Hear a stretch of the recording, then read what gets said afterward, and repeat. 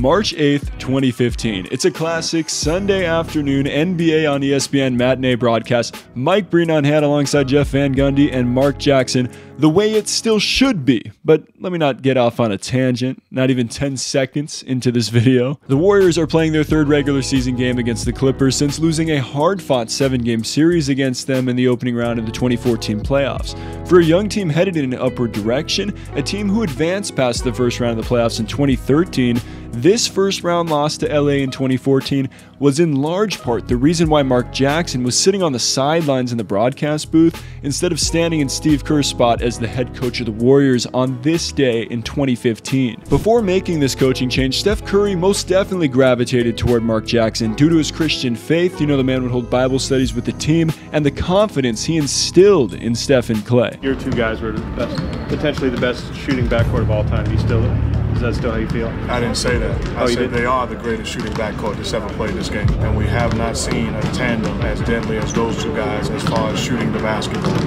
So take out potential and call my bluff. That's right. Before everyone else was saying it, Mark Jackson was. But Warriors management knew that Kerr, a former champion 5 times over, could help push Golden State past the finish line, which, in retrospect, we know he did in his first season as head coach in 2015. And this is the exact same season that we find ourselves in on March 8th, 2015. But keep in mind that this moment was obviously before the Warriors became champions a few months later in June.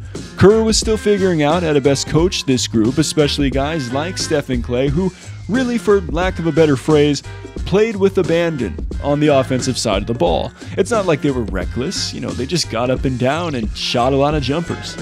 Deep jumpers. This wasn't quite the Greg Popovich type philosophy that had just helped the Spurs win a title in 2014. But on this day, you could throw all that sound judgment you knew about basketball out the window, okay, people? Because on this day, Steve Kerr was the one who'd get a lesson firsthand on how to coach a talent that no one had ever seen before. This is my first year coaching Steph. Curry splits the defense behind the back, fires a three. Oh, he puts it in! Dribbling through traffic, and then a fadeaway three. And in my mind, I'm thinking every coach that I ever had in my life, their voice was in my head saying, that's a terrible shot. So you see me on the sidelines, I'm holding my arms up. I'm thinking, Phil Jackson, Greg Popovich, their voices are in my head. Lute Olson, this is a terrible shot. What I eventually figured out is that it's a great shot, because it's Steph Curry.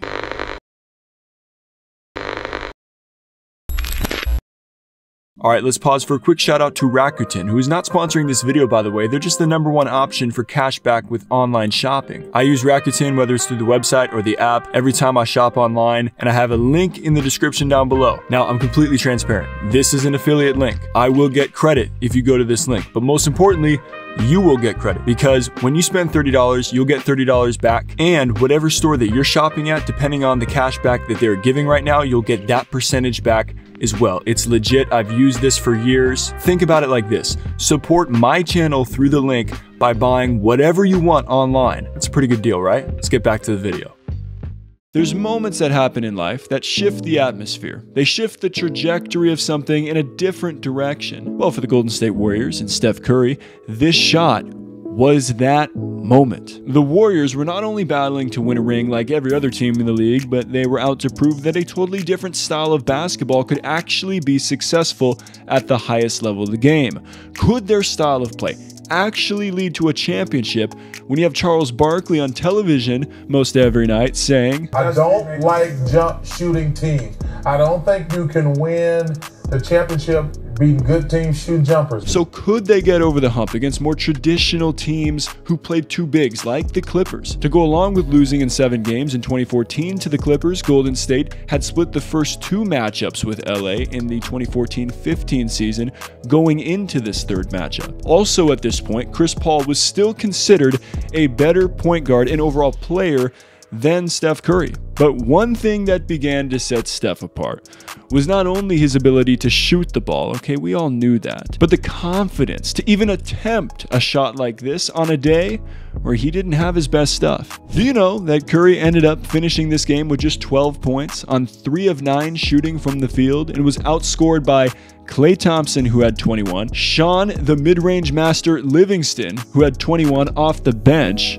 and you'll never guess it, Draymond Green, who led all scores. Let me say that again. Led all scores with 23 points and added 3 threes. One more 3 than Steph made in this entire game.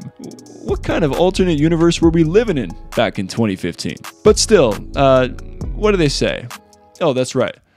Steph gonna Steph. Wearing the baby blues with the t-shirts in Golden State. Matt Barnes, Chris Paul, Spencer Hawes, DeAndre Jordan. I'm shouting out all my guys, and you literally dribbled through them. Oh, that was my... And Jeff Van Gundy on the broadcast is like, I think that's the best move I've ever seen. That could be the greatest move I've ever seen live. No, I'm being serious. Bogut set like this weird screen, and you just go into autopilot. Like, you have no... I know there was 4 people there, but you don't... Like, every move I did was perfect.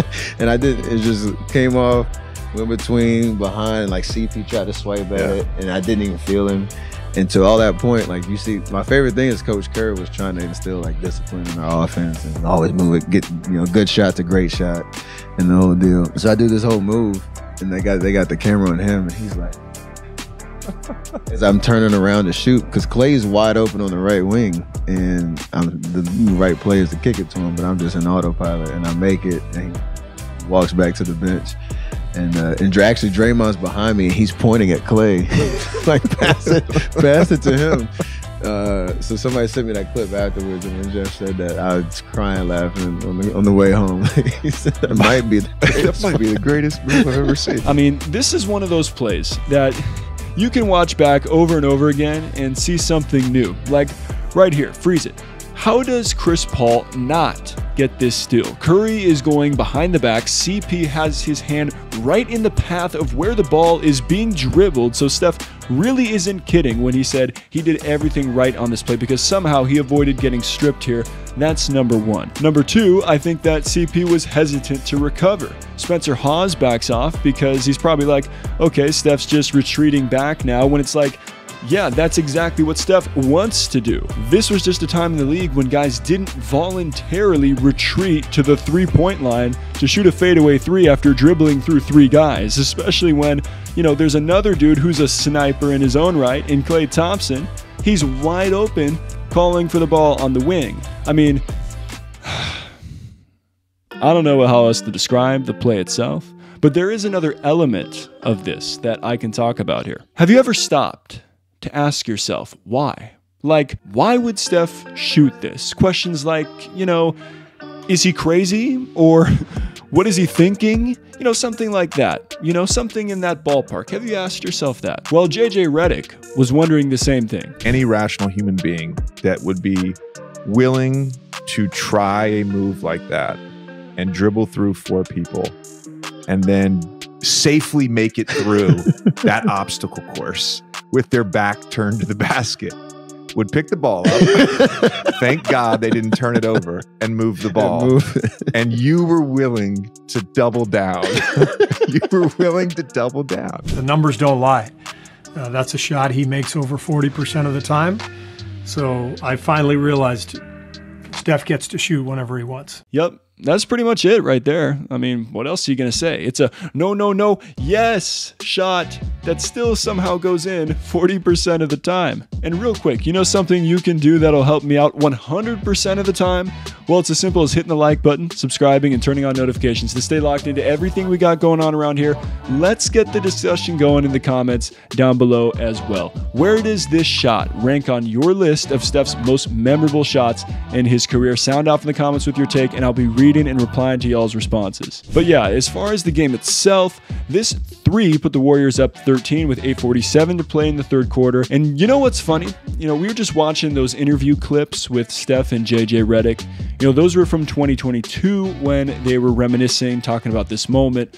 Well, on the next possession after this Curry shot, Redick tried to answer with a 3 of his own in the corner, with Steph ironically closing out on him, and he drew back iron. Golden State rode the momentum of Steph's iconic shot to a big 3rd quarter in which they outscored LA 30-18, Leading scorer Draymond Green, since that statement is so rare, you better believe I'm going to say it as much as I can in this video. Leading scorer Draymond Green was making shots like this. Drives, draws the foul, shots good and one.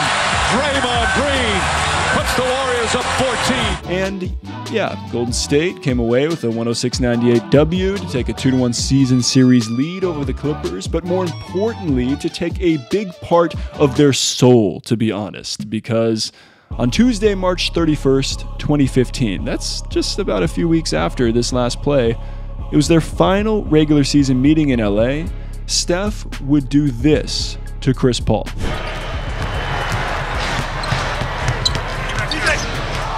Curry inline shakes Paul out of his boots and hits a fallaway jump shot. You want to see a dribble move? Watch this one. Double behind your back, knock it down. Yeah, 2 times, 1 month. Steph had officially put the 2014 playoff loss behind him with a vengeance. Or had he? Because nearly 8 years later, when Phoenix visited Golden State on March 13th, 2023, this happened. So Chris Paul trying to stay with Steph. Steph got in the lane, put it in and drew the foul! Oh man! Curry with some wizardry. Look, he's talking crazy to him too, saying they can't guard him.